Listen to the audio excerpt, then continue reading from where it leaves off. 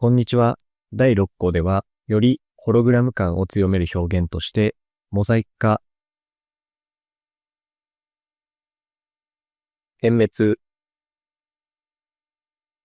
グレイン、スキャンラインの解説をしていきます。これらはマテリアルだけで完結するお手軽な表現なので、汎用性も高いと思います。また、マテリアルのノードとして公開されていないエンジン内で用意されているシェーダー関数をカスタムノードを使って利用するといったこともやってみたいと思います。では、早速実践していきましょう。まずは、モザイク化から解説していきます。モザイクはこのような見た目であることは皆さん知っていると思いますが、実際どういう仕組みでこの見た目になるかはわからない人も多いと思うので、モザイク化の仕組みから説明していきます。こちらの画像を題材にして考えます。モザイクにするには、まず格子状に画像を分割し、ブロックを作ります。これは縦横50分割しています。そして、そのブロック内の任意のピクセルの色で全部塗りつぶします。各ブロック内の色がすべて同じ色で塗りつぶされていますね。そして、このようにモザイクがかかった結果になります。分割数を少なくしたものも一応見ておきましょう。こちらは10分割にしたものです。各ブロック内の色をそのブロック内の任意のピクセルの色で塗りつぶします。10分割になるとほぼ原型がわからないぐらいのモザイクになりますね。このようにモザイクの仕組み自体はシンプルです。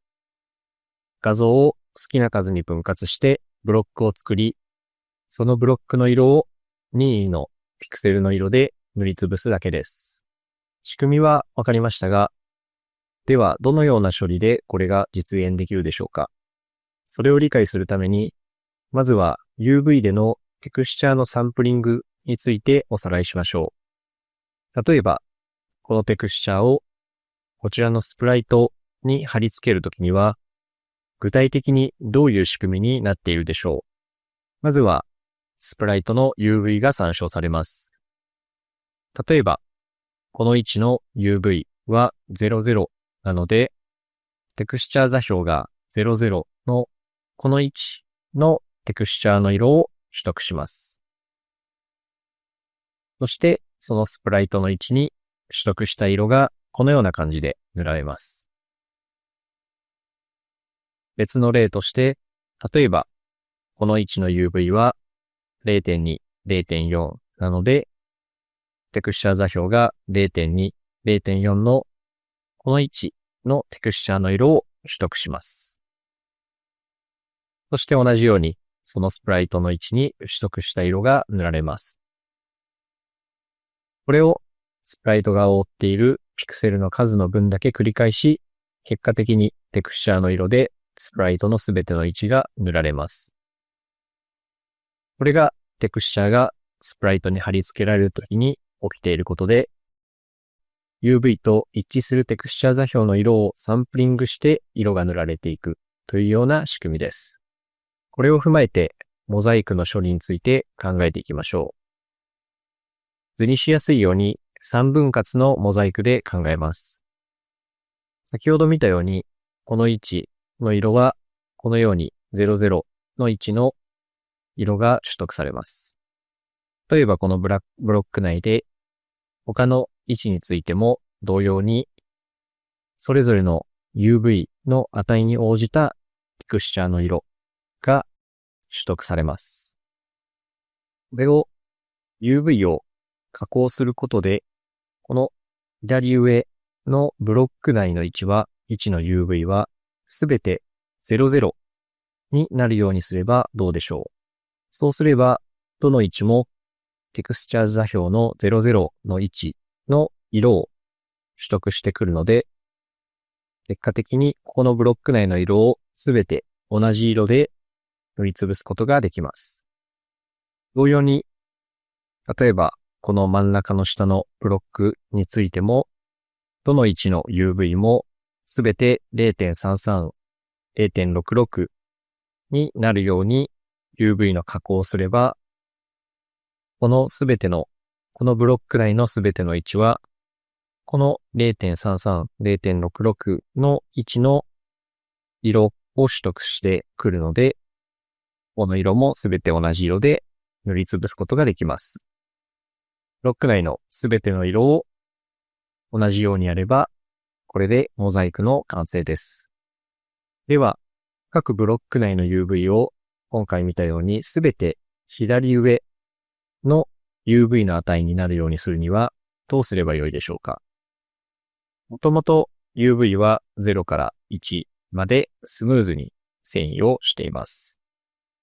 これを各ブロック内で0、0.333、0.666 と同じ値になるようにする必要があります。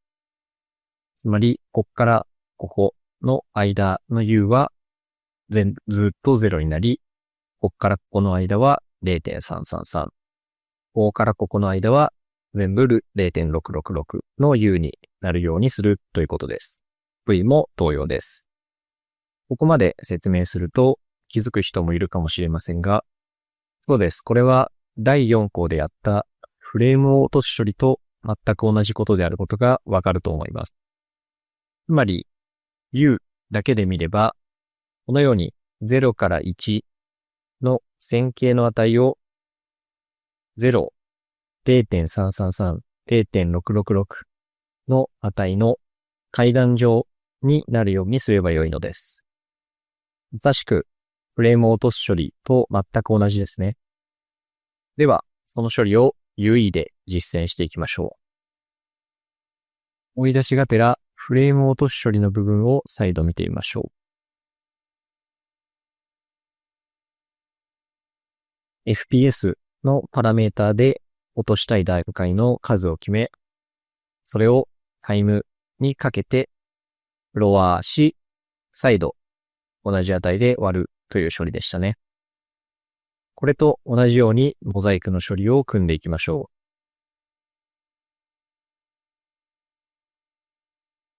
まずはテストとして普通のテクスチャをモザイクにするようにしてみます。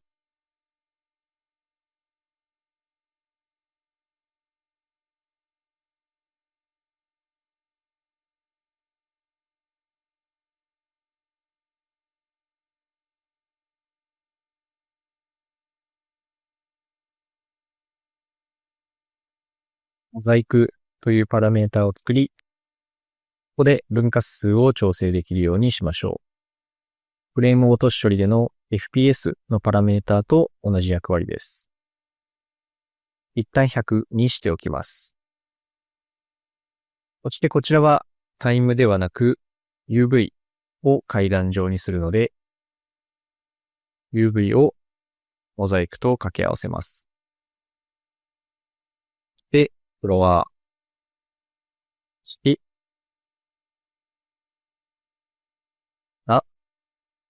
同じ値でディバイドします。これをテクスチャーの UV に入れてみましょ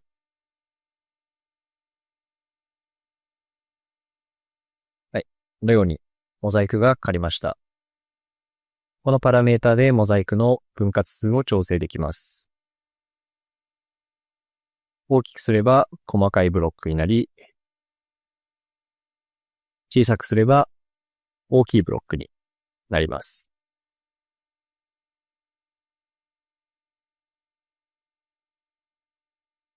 変化がわかるように、一旦分割数をアニメーションさせてみます。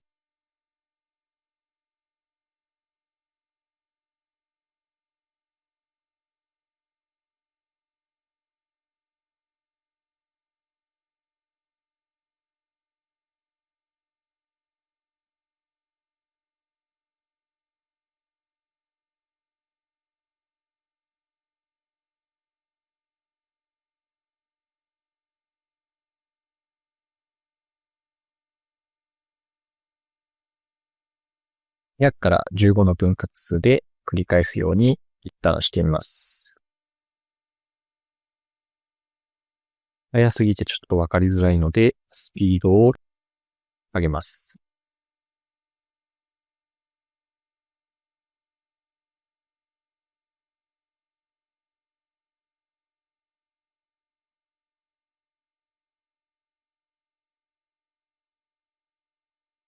連続的に動いてると少しわかりづらいので、でも少しフレームを落とす処理を入れて段階的に落ちるようにして確認していきます。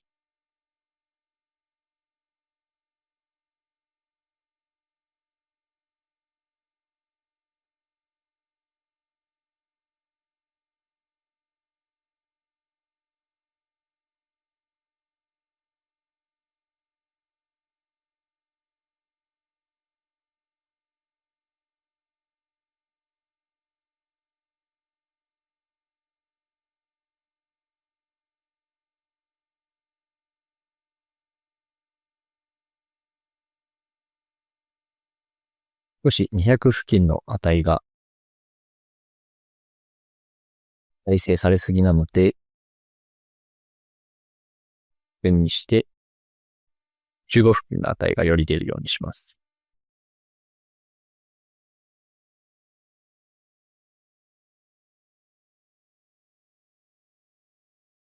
これでどんどんモザイクが強くなっていくようなアニメーションができました。こうしてみると少し変なことに気づかないでしょうか。分割数が少なくなるにつれて全体が右下に移動しているように見えます。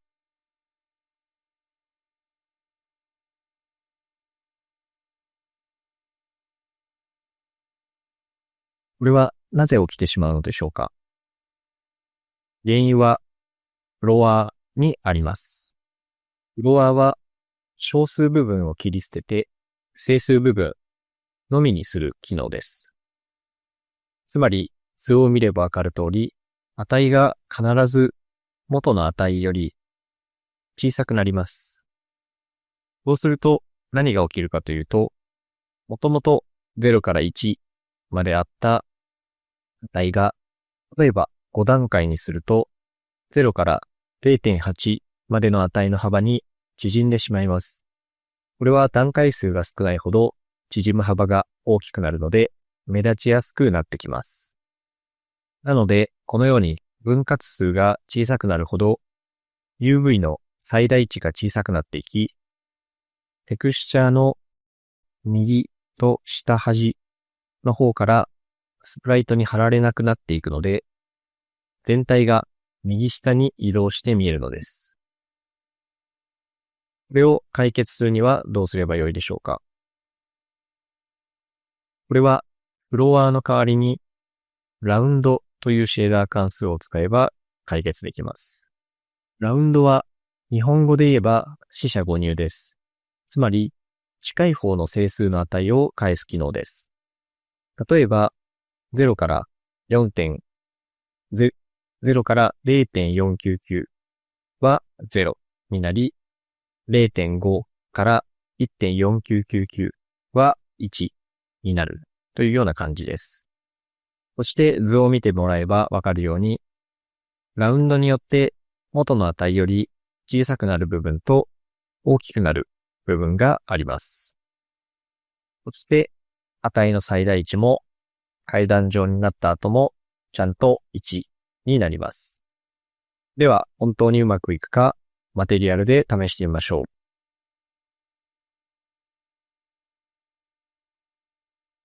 う。UI にもラウンドというノードがそのままあるので、これをフロアの代わりに使えます。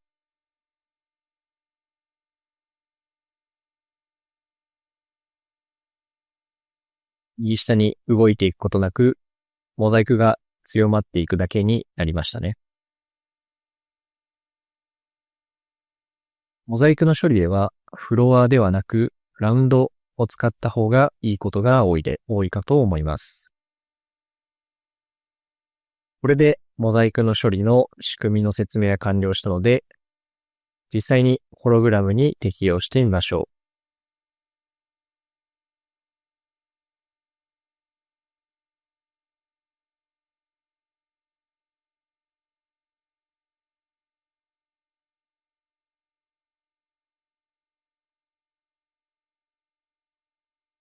今回モザイクをかけるのは、テクスチャーではなく、シンカラーになるので、ここも UV ではなくスクリーンポジションに対して処理を行います。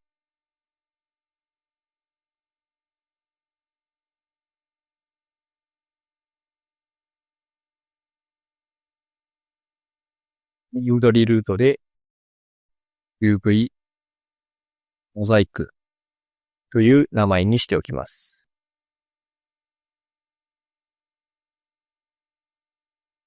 ノードも整理しておきます。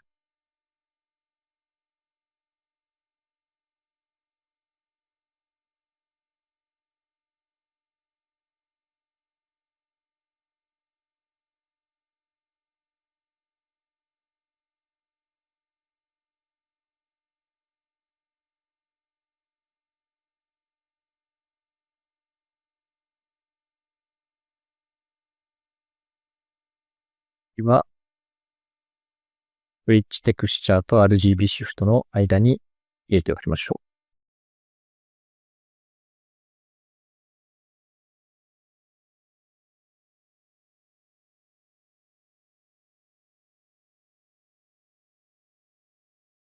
そして、ここで使っているスクリーンポジションの代わりに UV モザイクを使います。